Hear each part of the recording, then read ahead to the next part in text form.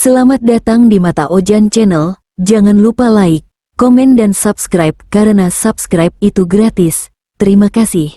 Kita masuk ke ceritanya.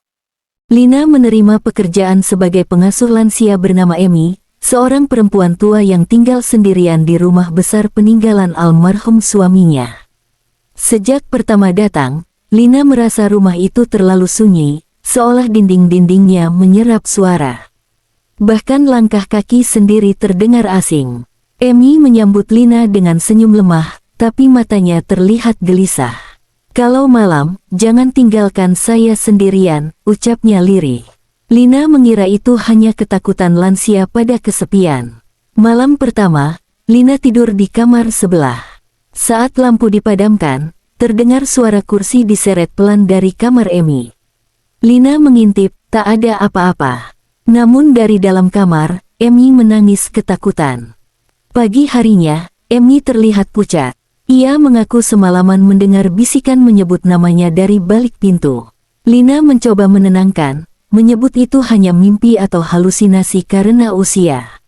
Namun malam berikutnya, teror kembali datang. Kali ini suara ketukan pelan terdengar dari dinding kamar Emi. Ketukan itu teratur, seperti hitungan mundur. Lina yang berdiri di samping tempat tidur Emi tidak mendengar apapun. Tiba-tiba Emi menjerit. Di lengannya muncul bekas lebam seperti bekas genggaman tangan. Lina terkejut, ia sama sekali tidak melihat siapapun menyentuh Emi. Saat hujan turun deras, lampu rumah mati. Lina menyalakan lilin dan duduk menemani Emi. Di pantulan jendela, Lina melihat bayangan berdiri di belakang Emi, tinggi, hitam, tanpa wajah.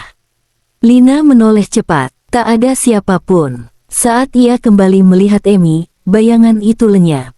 Emi langsung terjatuh pingsan, napasnya tersengal seperti baru dikejar sesuatu. Setelah sadar, Emi berbisik, "Dia datang lagi, dia bilang waktuku hampir habis." Lina mulai percaya ini bukan sekadar gangguan biasa. Loteng rumah Emi tidak pernah dibuka. Namun setiap pukul 3 pagi, terdengar langkah kaki berat berjalan bolak-balik di atas plafon kamar Emi. Lina mencoba naik ke loteng keesokan harinya. Loteng itu kosong, berdebu, tak ada jejak kaki. Tapi di sudut ruangan, terdapat sesajen lama yang sudah menghitam. Malamnya, suara langkah berubah menjadi suara benda jatuh. Sebuah figura foto anak-anak Emi jatuh pecah tepat di depan kamar Emi. Lina berdiri di situ, tak satu pun mengarah padanya. Hari demi hari, kondisi Emi memburuk. Ia sering berbicara sendiri, menatap sudut ruangan sambil memohon ampun. Lina tetap aman, tak pernah disentuh, tak pernah diganggu. Suatu malam, Lina sengaja tidur di kamar Emi. Saat teror datang, udara menjadi dingin menusuk. Lilin padam sendiri. Lina duduk tepat di samping Emi, namun tangan tak kasat mata mencekik leher Emi. Lina berteriak minta tolong, tapi tak bisa menyentuh apapun. Saat semuanya berhenti, Emi terengah, matanya penuh ketakutan. "Dia tidak boleh menyentuhmu," katanya pelan. Siang itu, anak-anak Emi datang menjenguk. Mereka tampak sopan, namun dingin. Lina merasakan aura aneh saat mereka berada di rumah itu. Saat salah satu anaknya memegang tangan Emi langsung menjerit kesakitan, seperti tersetrum. Anak itu cepat-cepat melepaskan, wajahnya tegang. Malamnya, teror menjadi lebih brutal.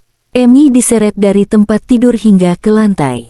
Lina hanya bisa menyaksikan, tubuhnya gemetar, sementara makhluk itu sama sekali tak mengusiknya.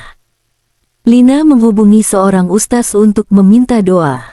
Saat doa dibacakan, suara tertawa menggema di kamar Emi, tertawa perempuan tua yang asing. Ustaz itu menghentikan doa. "Ini bukan arwah biasa," katanya serius. "Ini kiriman. Ada yang menginginkan ibu ini mati." Emi menangis, lalu dengan suara bergetar berkata, "Anak-anakku, mereka membenciku sejak warisan itu diumumkan." Emi mengaku beberapa minggu sebelum Lina datang, anak-anaknya memaksa menjual rumah dan membagi harta. Emi menolak. Sejak itu, teror mulai muncul. Ustaz menemukan benda kecil terkubur di halaman, boneka kain berlumuran tanah dan jarum. Ilmu hitam tingkat tinggi. Targetnya jelas, kata ustaz itu. Makhluk ini terikat pada darah Emi. Karena itu, Lina tak akan pernah disentuh. Malam itu, Emi meminta Lina menggenggam tangannya.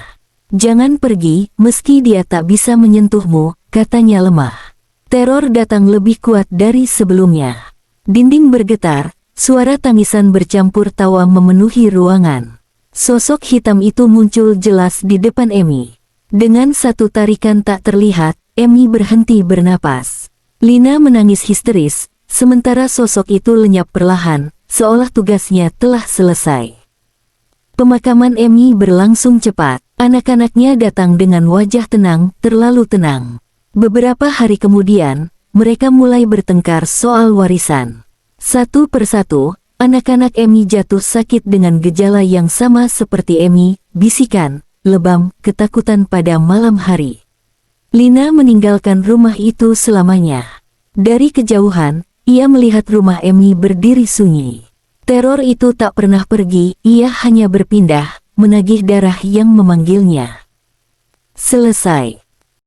Terima kasih telah mendengarkan hingga akhir, sampai jumpa lagi.